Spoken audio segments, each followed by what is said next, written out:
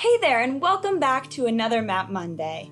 This week, I'm really excited to invite you all to join me in exploring our brand new community science app, iBeaver. Beaver are keystone species and ecosystem engineers.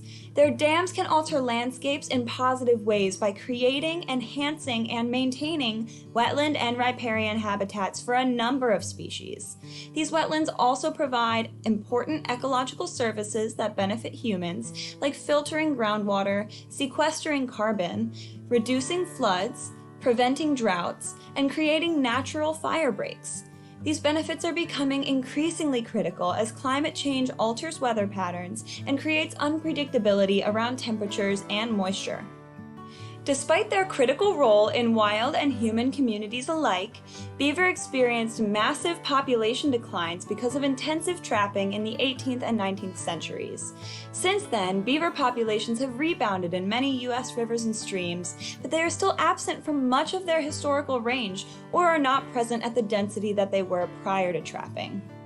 As beaver continue to recover and their populations grow and expand, it is critical for scientists, agencies, and landowners to understand where beaver are currently present or absent, where areas of suitable uninhabited beaver habitat are located, where habitat restoration is needed, and how beaver interact with the landscape. Unfortunately, much of this information is either not publicly available or it simply doesn't exist. Defenders saw an opportunity to develop a broad, community-driven data collection app that could be used by anyone who's interested in beaver throughout North America and beyond.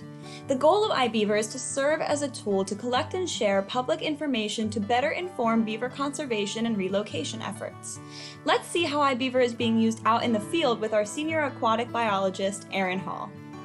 Hey everyone, and thanks, May. I'm really excited about iBeaver and all the wonderful insights it's going to bring to beaver conservation. I'm encouraging people to download the app so that when they see beaver, beaver sign, or beaver habitat out in the field, they can record it.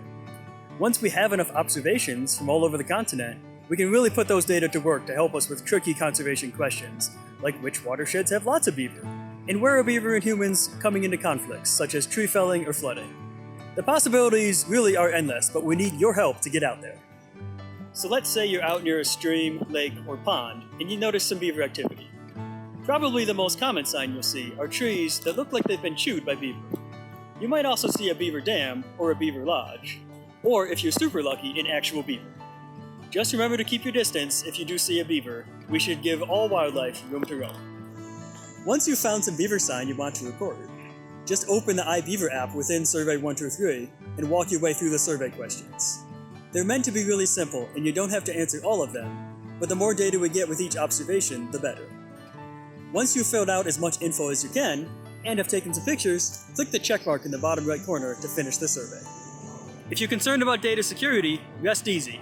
To protect the sensitive nature of wildlife locations, we abstract the data just a little bit, so when you view them on the map, they're not perfectly accurate.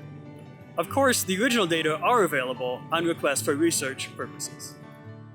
So there you have it, a simple and fun way to help us help beaver do all the amazing things that they do. Thanks, Aaron, for all of your hard work to help beaver thrive throughout North America. We need the help of community scientists like you to help make this app a success. Before you hit the trails, make sure to download the Survey 123 application from your App Store or at the link below. Once you've recorded your observations, you can head over to our web map, Castor Mapper, to see your data points added to our growing collection. We wish you happy trails searching for beaver in your neck of the woods, and we'll see you all again next Map Monday.